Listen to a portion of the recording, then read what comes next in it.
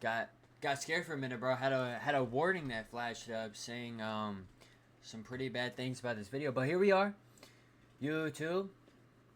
You know, just finding something scary to watch. You know, trying to get scared or whatever. So, like, who else to go to except Nick, the GOAT himself?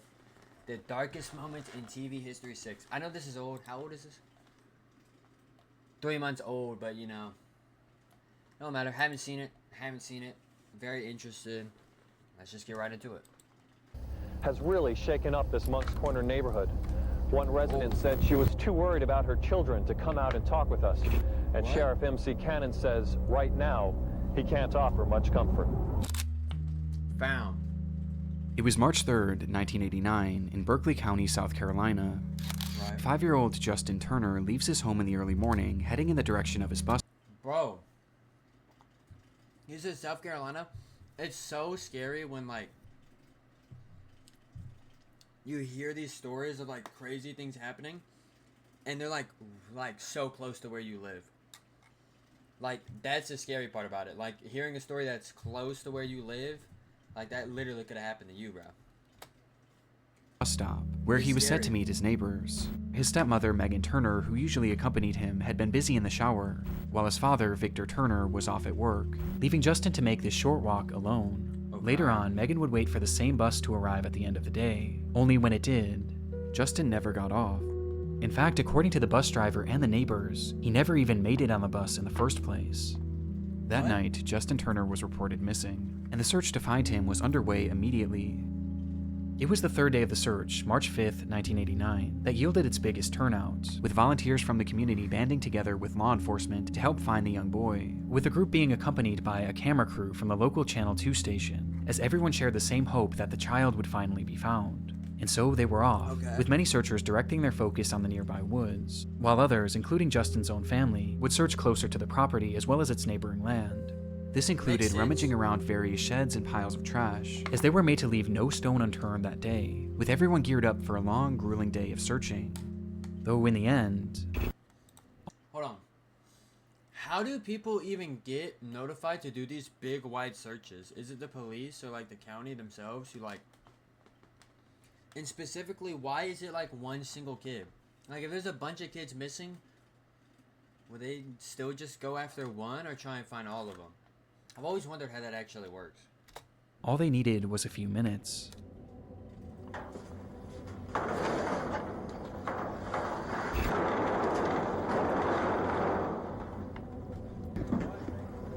Something's in there. Nathan, that's No Patrick. camera, no camera. Where is he at? Where is he at?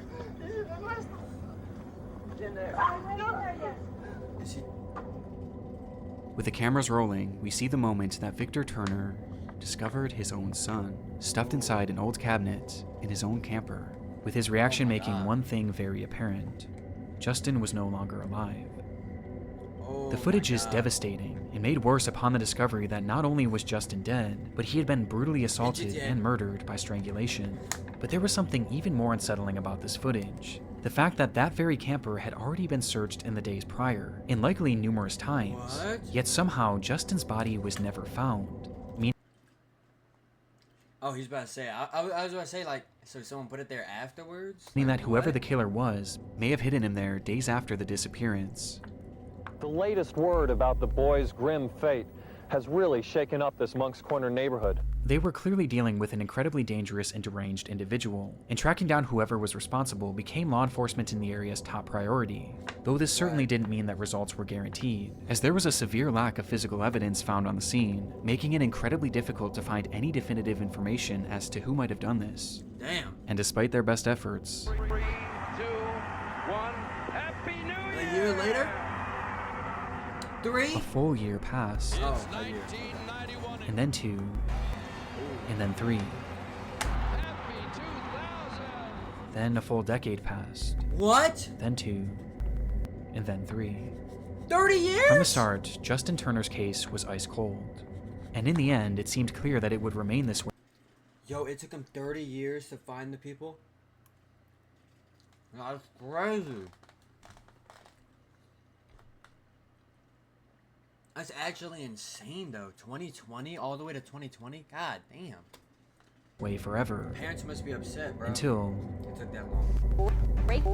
Breaking news this afternoon out of Berkeley County as the Berkeley County Sheriff's Office has made 2 arrests in the Justin Turner case. The Berkeley County Sheriff's Office confirms that yesterday they arrested Justin's father, Victor Lee Turner, and his stepmother, Megan Renee Turner. I guess the parents were not upset about their situation. What the fuck?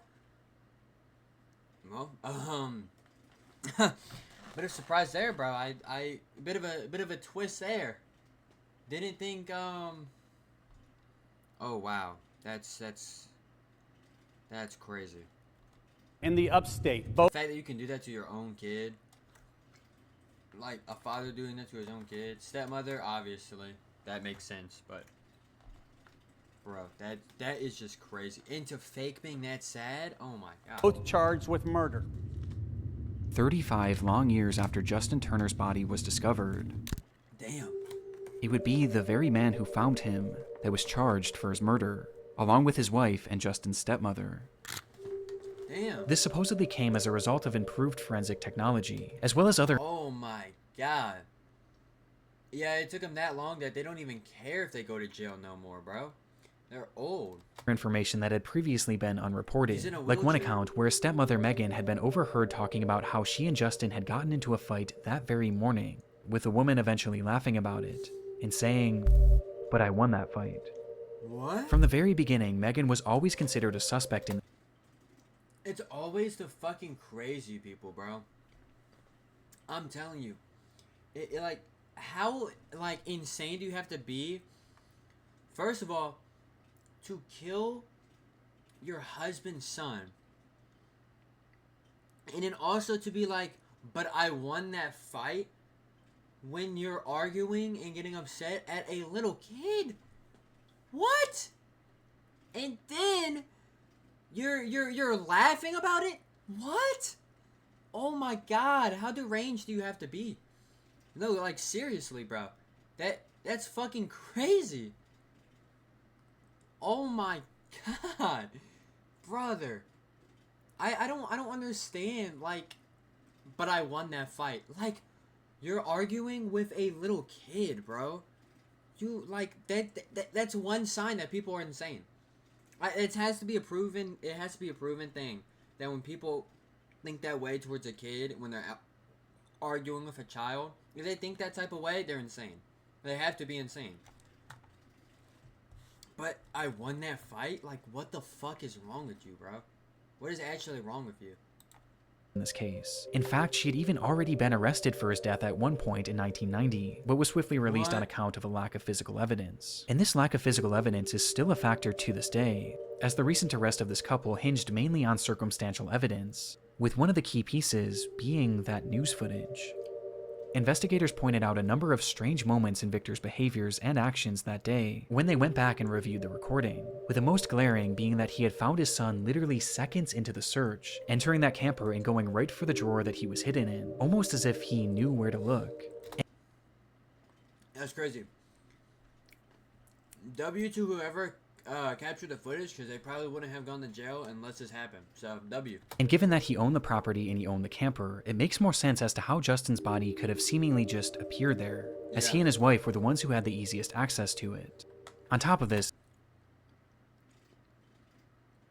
I think they thought that if it was found in there, that would be off the hook because they would look like they would be framed for it.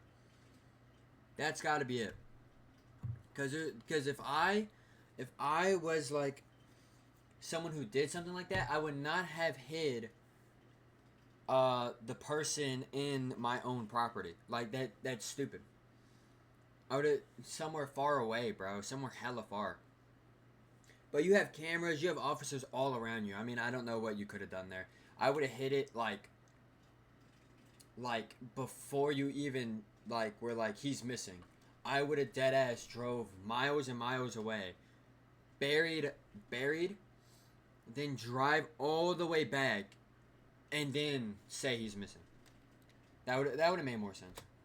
this, upon finding Justin, would've definitely Victor gotten didn't away with rush in to that. check on his condition, and he seemed to just assume he was dead despite only getting a quick glance. He didn't rush to hold him, he didn't yell out to him, he just backed away and told those around him that he had found his son. Shortly after, it's alleged that Victor asked a detective on the scene what would happen if a family member had done this, with this question supposedly being posed before it was even revealed that Justin had been murdered. The sheriff on the case later proclaimed about the footage, "You look at it, you look at the actions, you look at the body language. I'll let the people draw their own conclusion." On top of this, the same sheriff also recalled that right after the body was found, Victor and Megan basically refused to ever speak to detectives again, and they never once called in to check on the case for the entire 35 years. With the sheriff saying, "Nobody that I'm aware of from any of the family has ever heard from them again. I never got one phone call. Not one phone call from his daddy or stepmother. What are y'all doing about my son's death? Not one. What does that tell you?" Watching the moments that Victor found his son's body, now knowing the context, disturbing doesn't even begin to describe it. And the fact that it took 35 years for this couple to finally be placed behind bars is baffling. But things were about to get a whole lot more shocking. During What? our hearing, we requested that the charges against Megan and Vic be dismissed. Huh? We were very fortunate today that we got a copy of the order from the judge dismissing the charges against both Megan and Vic. What? As on June 7th, 2024, months after their arrest, Victor and Megan were released from prison and all charges against them were dropped, with the judge citing a lack of any new conclusive physical evidence, as well as the fact that nearly 20 people who were They literally have footage of all the weird shit they did that leads to it. He was literally just talking about it. What? What? Bro, fire the judge. What the fuck? How do you come up with that conclusion? Let me hear him out. Let me hear him out. My bad. the judge citing a lack of any new conclusive physical evidence, as well as the fact that nearly 20 people who were initially involved in the case, including witnesses and those who initially provided key testimony, Said that they had eyes on him the whole time, probably, right? since perished, with the judge believing that it was now Oh. impossible to get All the people who were there are dead. I mean, it is old. That was like years ago, bro. Shit. So I have no eyewitnesses. They have no new evidence. So technically, they have nothing to go off of. Oh, okay. the full story. Damn, excuse me, but that lawyer must be really good, bro. To get him off of nothing, just like nothing at all. Must have been a hell of a good lawyer. On top of this, it was also discovered soon after the arrest, a notorious serial killer just so happened to be in the area on the day of Justin's murder. His name was Richard Oh, Ebenitz, wow. and though it's unknown how many victims he truly has, it appears that at least 4 kidnappings and 3 slayings have been attributed to him, with some of Okay. these victims being taken in broad daylight when they were getting off the bus. Okay. Richard has long since passed away, and there's really no verifiable links to prove his involvement with this crime, with this potentially being just a strange coincidence, as it is worth noting that it seems like the rest of Justin's family still believe that Victor and Megan had killed him. But all of this left the case in a position that the judge Makes felt sense. was unsolvable, leaving the case without conclusion and without justice.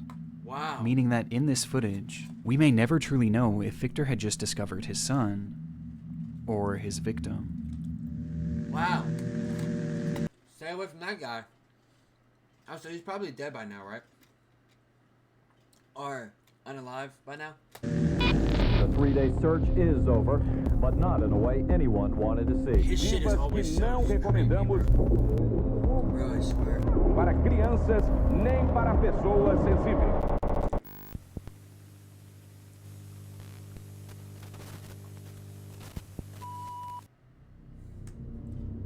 What? What's this one titled? Recently, I discovered something truly Is this distressing. an ad? I was being double Brother. Dropped. Number 2 dropped. George and his friend, the man with the yellow hat, were going on a camping trip. This is a beautiful spot to set up camp, George. George turned around and saw something scary. It was a thin trail of smoke. Right? There seems to be something innately interesting about survival shows. For decades, audiences have been enamored by depictions of people pushing themselves to the limit in order to survive harsh and almost I'm not gonna lie, I thought these shows were hella stupid, bro. I never cared for these shows. They're just not entertaining. For me. A lot of people may like them, but for me, They're just stupid. Like, you don't even know. They could be off camera eating the best food they ever had, bro. Like, it's just so dumb. Inhumane conditions. Most notably, and one of the more tame examples, is Survivor, which no doubt popularized the genre, as it isn't just a staple of television in the US, but all the other countries that have since created their own versions of the show. In France, the show is called Koh-Lanta, and was created back in 2001 by the company Adventureline Productions, or ALP for short. And by the year 2015, the show was one of the most popular in its market, having seen 13 successful seasons. And so, riding the high of this impressive feat, ALP decided to try their hand at a new show, one that was far more daring. Okay. Like what?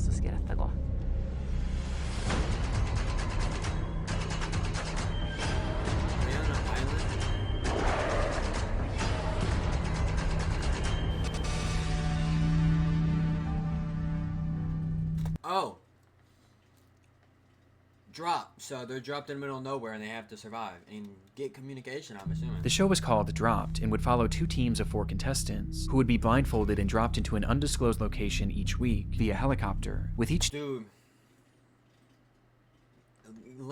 Getting dropped at the desert, you're fucked.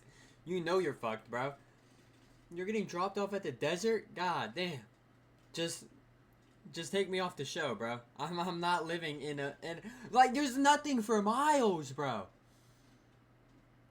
Those are days walks through those mountains, bro. You're not surviving in that. Just take me off the show, bro. I already lost. team having the same mission: make it to civilization, charge a phone, and make a rescue call. And the first team to do so would win, while the losing party would have to vote one member off. Oh, that's not even It that was hard. a fairly interesting idea, but it also already had a proof of concept, as there was actually an identical show being made in Sweden at the time that was already well received. Though Dropped wanted to turn up the interest even more, Okay. and that's exactly what they did when they announced that the cast would be composed solely of famous athletes, most of whom turned out to be French okay. Olympians who were already well beloved in the country. Okay. It had so all the makings of a this- certain success. This may be something I would watch if it didn't have like a lot of boring parts. I may watch this, bro. It seems very entertaining. Though in the end, this show would never actually make it to television, with the showrunners proclaiming that the program would not see the light of day. And this was all thanks to the events of March 9th, 2015. Something bad happened on season 1? It was the start of their second episode. The first had seen the elimination of The second episode? Bro, y'all didn't even get to a full season.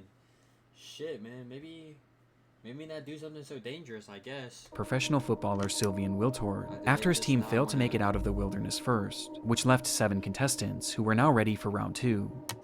The day's shoot began in He La already got out. Oh, he already won. Rioja, Argentina, with the cast being blindfolded in preparation to be loaded up into their helicopters and dropped at their next location. Olympic gold medal swimmer Alan Bernard was one of the first to step onto the craft, but was quickly told to exit, as his team had been the first to be dropped in the last episode, meaning that to make it fair, it was time for the other group to go first, thus giving them slightly more time. And so he stepped off the craft and waited with his group, as the other team instead loaded in. There were 2 helicopters on the scene. One was set to carry 3 contestants. Ooh, I don't Florence like that, bro. Hella close, gang. I don't like that. I don't like the way that picture looked. That's so close. If one of them makes any slight movement to the left or right, it's over. to Taux d'allégresse, des gerbes de fleurs. Semil Mouffe, They come to the line. All they gotta do, right? Go up, then they both go right. So they're flying away from each other. That would be best, because I don't know why are they so close? Buffet touches and fucking just crazy. gets there. and Alexis Vastine, I've been knowing all these great athletes, my fault, bro. along with a crew member and 1 pilot. Alright. Meanwhile, the other craft was strictly for the crew, holding 4 production workers as well as a single pilot, Okay. with Alan Bernard and his group staying on the ground with their backs turned to the craft, as they eagerly anticipated the return of those helicopters to then take them. And so, with their blindfolds on in the pitch darkness, the team listened, as they heard the sounds of the crew cheering on a successful takeoff, though the cheering would be cut short by an awful sound. The sound of crushing metal.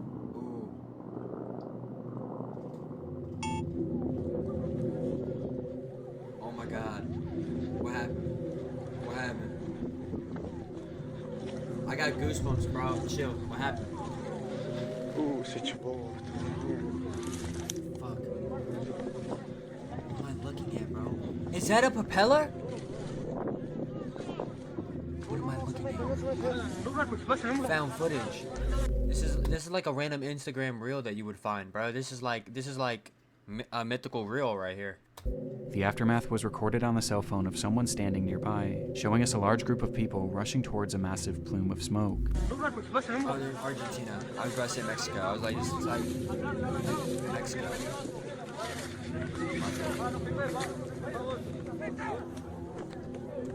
What the fuck? Where they would find the remains of one of the aircrafts, mangled and reduced to an unrecognizable mass of steel, with none of the contestants being able to make sense of what had just happened. It's very possible that the incident itself was captured by the production's own cameras. However, this footage has never and likely will never be released. Yeah. Though coincidentally, they weren't the only ones recording. What? As someone watching nearby just so happened to be filming the takeoff of these two crafts, showing us the reality of what had just transpired. Oh, they're so close, bro. They're so close together. Chill, don't show that. Chill. I don't like that. Why is he going down? Why is he going so far down? Why is he going so... Oh! God damn, y'all don't know how to coordinate? Shit! Bad comms, bro. Bad comms. Need better teammates. Just as the two aircrafts had taken to the sky, the second and lowest helicopter began rapidly ascending, with the pilot seemingly failing to realize that the other craft was directly above them, causing the two to collide, and then plummet to the ground below. God. In the end, 10 people went into the sky, and none made it down alive. The footage makes little sense even today. The weather was perfect, the crafts were some of the best in the world, and both of the pilots not only had 30+ years of flying experience, but they were both flight instructors themselves. Not to mention that the show's security coordinator, who was in charge of facilitating the takeoff, had actually worked on the Swedish version of the show and had ample experience in this exact situation. And yet, this is how it ended. What? It was eventually determined that the higher helicopter was likely flying out of visual contact from the lower helicopter, and that the pilot of the ascending chopper likely just didn't realize how close they were, with reports also indicating that he may have been distracted by the actual filming process, something we've tragically seen before. We're gonna pull out. We don't know what has just happened right there. And because of this, it appeared that at least some pilot error was to blame. But it was ALP that was found largely responsible, with alleged serious safety oversights being discovered later on, with it appearing that this crash was the result of multiple small factors coming together to form one catastrophic accident. Oh man. After the incident, Dropped was swiftly cancelled, while the team that had so narrowly avoided getting on that flight and in turn likely having perished themselves, were left in complete and utter shock, forever changed by the accident. With Alan Bernard, the man that's said to have been physically on that doomed craft for a split second, later recounting that there was a life before and after Dropped, because you don't come out of such an accident unscathed. In the end, AOP was indicted on manslaughter charges and found to be an inexcusable fault for the disaster, though it doesn't really seem like they faced any sort of actual legal punishment, with the company continuing their work on other programs to this day. But one thing that I was surprised to find in my research was that AOP is actually no stranger to the world of disturbing television moments. In fact, they had experienced one just a single year before this accident. What? They just keep fucking up and nobody cares? As mentioned previously, AOP was already quite versed in the world of survival television, as they had run 13 successful seasons of Koh Lanta. Though what I failed to mention is that the company had actually produced 14 seasons. Or at least they attempted to. It was season 13, during the very first day of filming, when contestant Jura Baban collapsed after the show's second challenge, with the show continuing to film as if nothing happened. Anonymous reports from the set claim that once on the ground, it took the medical team nearly 5 minutes before intervening, as to not interrupt their recording, and once they eventually did tend to him, he became more alert and complained of having severe cramps. But the show's primary doctor, Terry Costa, didn't believe that his ailments required an emergency airlift, as this would have cost the production company far too much money, especially on the first day of filming. Instead, Jura was diagnosed with dehydration and was brought back to their makeshift infirmary, where he would lay for nearly 2 full hours, until he was finally taken away by a proper medical team. On his way off the island, Jura Baban would pass away from cardiac arrest at the age of just 25. Cardiac arrest that was... Yo, like, this is why I don't, like, here's a concept, dude. I don't fuck with the concept of pushing your body to the limit of a survivalist TV show. Because obviously, I mean, some of them that's real, obviously do. Because this motherfucker at 25 died of cardiac arrest. Isn't that hella rare to happen at 25 if you're... Because he looked fit. Like, oh my god. I would have been was so completely pissed. missed by the show. I would have been so pissed. Mufka, like, died of cardiac arrest because they wanted to save money and, like, get him on a stretcher and fly him to a hospital. Are we serious, bro? You guys make millions. Are we serious? Doctors. The testimony from those on the scene painted ALP and Dr. Costa in an extremely negative light, as their inability to act quickly and recognize the ailments of Baban likely contributed to the young man losing his life, with some claiming that the doctor and the showrunners were far more interested in keeping the production running smoothly than actually caring for the young man. And though ALP denied any wrongdoing, the season would essentially be cancelled right there on the spot. But disturbingly, despite the filming lasting only one day, Baban's death wasn't the only tragedy to occur as a result. What? How?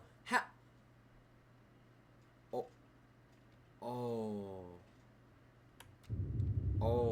Due to intense public ridicule, Dr. Terry Costa would end his life just days later, stating that all the negative news reports about him were wrong and that they had sullied his good name, writing in a final note, "I'm sure that I treated Jarrah in a respectable manner, as a patient and not as a contestant," adding, "having to reconstruct this destroyed reputation would be unbearable," before ending his letter with a message to those on the shoot that had spoken out against him. The author of the anonymous comments about the circumstances of Jarrah Baban's death, and those who spread them, will have to face their conscience. In the end, Koh Lanta would return a year later and has been going strong ever since, as ALP did not appear to face any serious repercussions for the incidents that transpired under their watch, with their fault in both cases being debated to this day. No, that's crazy. No, that's crazy. I can't even make jokes about that all the time. Emergência 911, a vida como ela é na tela do SBT. It's July 5th, 1993, in downtown Sao Paulo, Brazil. A doorman working at a busy office building looks up to the sky and notices a woman sitting on top of the structure, her legs dangling 7 stories above the pavement below, one wrong move away from certain death. Precisely what she wanted. The man calls the police immediately, though surprisingly, they wouldn't be the first on the scene, and instead, they were beaten by a camera crew.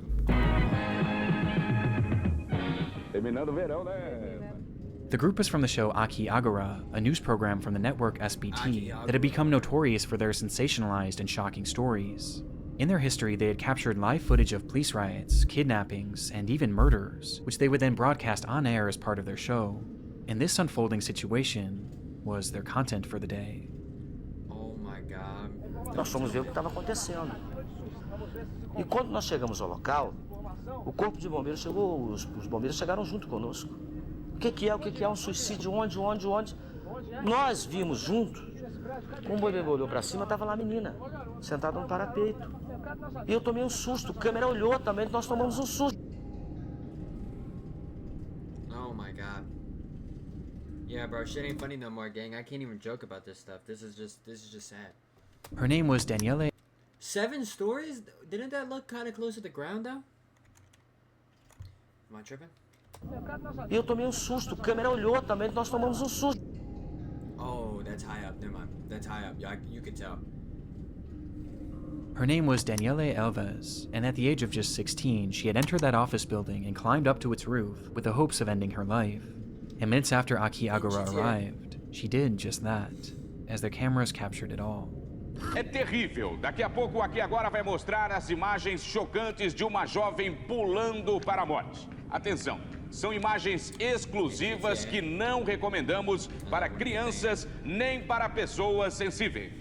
Later that night, that footage would be packaged together into a roughly 10-minute segment, which the network promoted heavily throughout the day, hyping it up to be one of their most shocking episodes ever.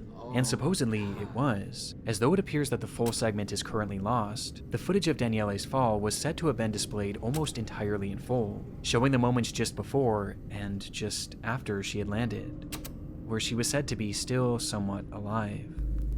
It was more than shocking, and left viewers outraged that something of this nature could be shown on TV. But while showing the footage proved highly controversial enough, it was the context surrounding the footage that made it even more depraved.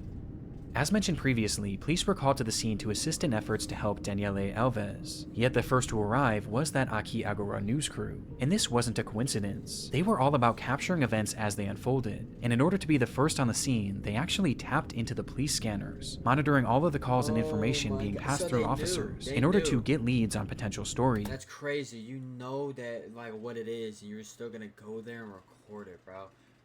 Oh my god. But if the police actually got there, like, before those people, or even, like, a little bit later, like, right after, they probably could have stopped it, bro. Please don't tell me it's, like, one of those situations where they, like, caused it. Like, they're the reason. They like, egged it on. Oh, please, bro. Which is how they got word of this incident, hearing the calls and speeding over as quickly as possible. It wasn't illegal per se, but it surely wasn't ethical either. And this was only the start.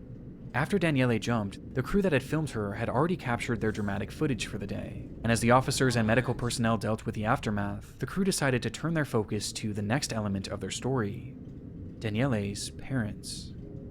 They packed up their equipment right away and headed straight for the home of Daniele's mother and father, with it being unclear how they even got that No, this is crazy.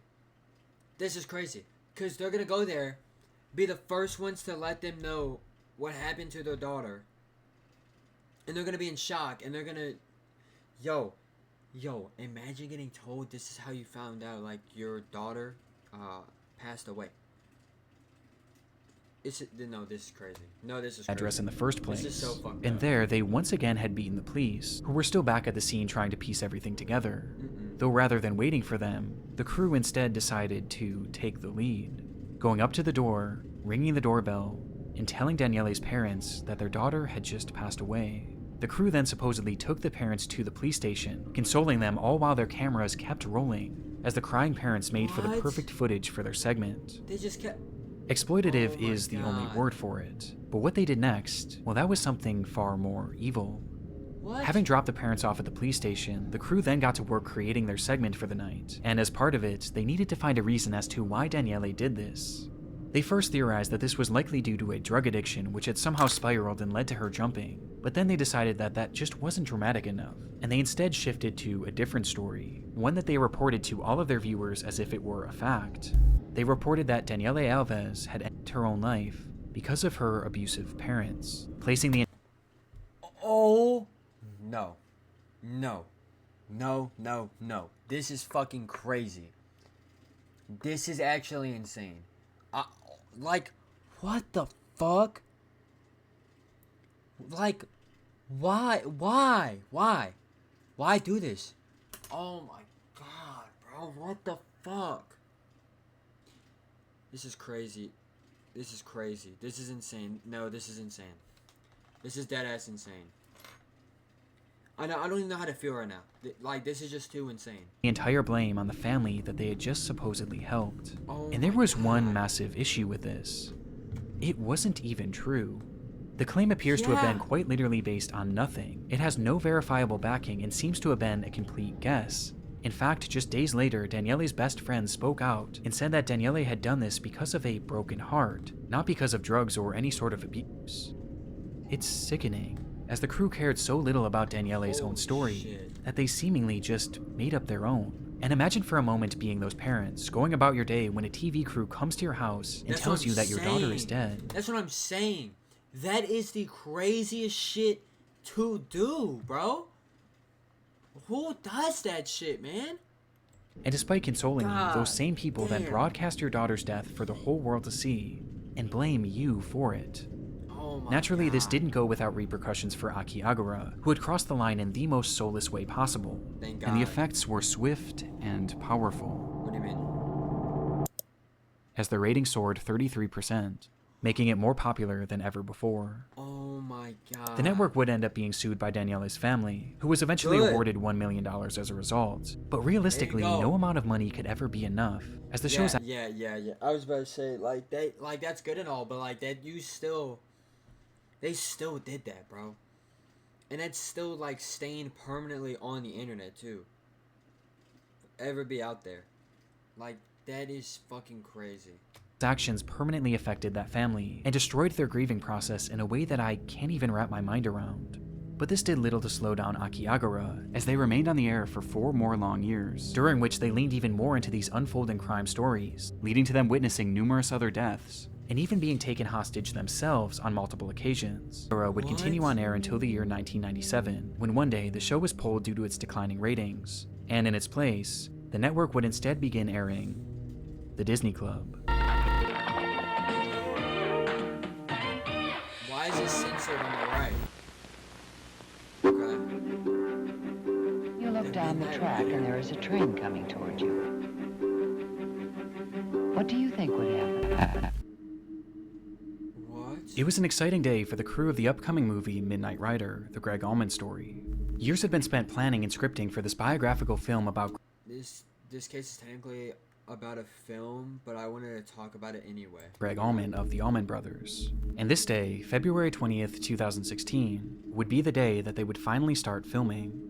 It was nothing more than a camera test, a day in which the crew would practice filming, as well as getting acquainted to their equipment and new co-workers. But for the group of 20, the excitement in the air was palpable, as they were given access to a stunning piece of land in Nahunta, Georgia. So stunning, in fact, that the film's director, Randall Miller, just couldn't wait to begin the actual process of filming. Right. Slicing through the property was an old railroad Makes that had sense. crossed over a scenic bridge raised high above the Altamaha River. The perfect location for a shot that Miller had been envisioning. I mean, that's It a was good set to be a shot. dream sequence where Allman's character would wake up on a hospital bed in the middle of the tracks and see a vision of his brother. And it was a shot that Miller just had to have. However, there was one major issue. The crew was given permission to film on the property, but not the actual railway, as this was owned by a separate company named CSX. And when Miller asked them for permission to film the shot, he was denied multiple times, as these tracks were still very active, making it far too dangerous. But being on location and seeing that bridge, Miller couldn't help himself. And so he directed his crew to set up the scene anyway, believing that they could quickly steal a shot without anyone noticing. Miller had supposedly done his research too, and discovered that only 2 trains were set to roll through the area that day, and he knew the general intervals in which they were supposed to pass. Based on this, he figured that those trains wouldn't arrive for a few hours, giving them more than enough time to film the movie's very first scene. And so they quickly set everything up, rolling out a metal hospital bed and placing it towards the center of the bridge, with Miller assuring his crew that this was in fact safe, and that they had nothing to worry about, as the camera began to roll. Minutes later, the bed began to shake, and the silence around them was shattered by the sound of a whistle. Oh my god, bro. Before them was an unexpected third train, heading straight for the bridge that the entire crew was now on. Miller had gotten the schedule wrong. At this point, the crew was filming a considerable distance into the bridge, but the shortest and really only route to safety was to go towards the oncoming train, and so that's precisely the route they took. And as they did so, there was little panic within the group, as rather than rushing to safety, they all seemed more focused on retrieving their equipment, believing that they had more than enough time to salvage everything. As after all, losing this expensive equipment on day 1 would have been devastating for the production. They likely had no idea that from the sound of that first whistle, they had just 60 seconds until the train would cross that bridge, whether they were off it or not. As they began to realize just how quickly the train was approaching, their movements became more hurried, which is where one major problem occurred. That metal hospital bed. It was incredibly heavy on its own, and though it was designed to roll, its wheels kept getting caught on the tracks. And worst of all, it was set up horizontally, which essentially turned it into a barricade. And despite their best efforts to save everything, their time was up, and as the camera continued rolling, the train would arrive. Yeah, fuck that bed, bro. Like, it's not that expensive. No, bro, don't show it. Yo, the bed's not that expensive, gang. Come on, bro, the bed is not that expensive. Just, like, throw it away. Oh, my God.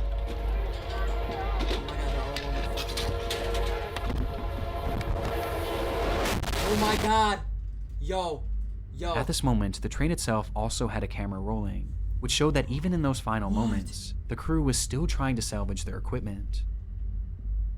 What happened next was a blur. Some were able to leap to safety, while others managed to jump to the side and cling onto the bridge. But there was still one thing that remained in the train's path: that hospital bed, which, upon impact, was torn to pieces. Pieces that were flung all over the area, striking multiple crew members and leaving many injured. But it was 27-year-old filming assistant Sarah Jones who was struck by the largest fragment, with a force so strong that it caused her to fall directly in front of the train. Oh my God. In total, 7 crew members were hurt but alive, while Sarah Jones had tragically been killed. Oh my God. On the very first day of production, in the very first shot, the unthinkable had happened. And when it came to passing the blame, most turned their attention to Randall Miller, as he was the one who ordered the scene to be shot despite being denied permission numerous times. And this public disdain towards him only grew, as he and his production company denied any responsibility, and instead, they blamed the railway company. What? Just 1 week after the They incident, literally told you no. Randall Miller requested a new permit to begin filming Knight Rider once again, asking if they can begin as soon as possible. This, however, would never actually happen, as he was instead arrested. I'm assuming because you immediately want to go back to filming as soon as possible and didn't even give a fuck about Sarah's death, which is fucking crazy. And given a 1-year prison sentence for manslaughter, as well as a 10-year ban from directing any films, a mandate that he would actually go on to break, though he was swiftly forgiven, and today he continues to direct. But while it's easy to focus on the morbid nature of this case and the man responsible for it, there was one unexpected outcome of this horrific accident. Upon her passing, Sarah Jones' parents set up a foundation called Safety for Sarah, which pushed for safer working conditions on film sets, with the movement bringing to light a number of safety concerns that were often brushed aside and ignored. And all in all, their efforts have made TV and film sets significantly safer, giving their daughter a purpose even after her death. Nice. On top of this, Sarah Jones was also honored by countless production companies across the world, as crews began writing her name on their film slates, with there ultimately being over 2,000 of these tributes for her, from some of the world's most well-known productions. But by far the biggest tribute was when she was honored at that year's Academy Awards ceremony, a stage that she always dreamed of making it to. When you saw her name up on the screen at the Academy Awards, what were your feelings? Overwhelming. She made it to the Academy. She made it.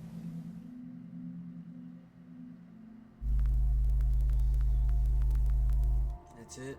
Oh my God, bro. I wanted to give one last quick shout out to Rocket Money. It's the start of a brand new year.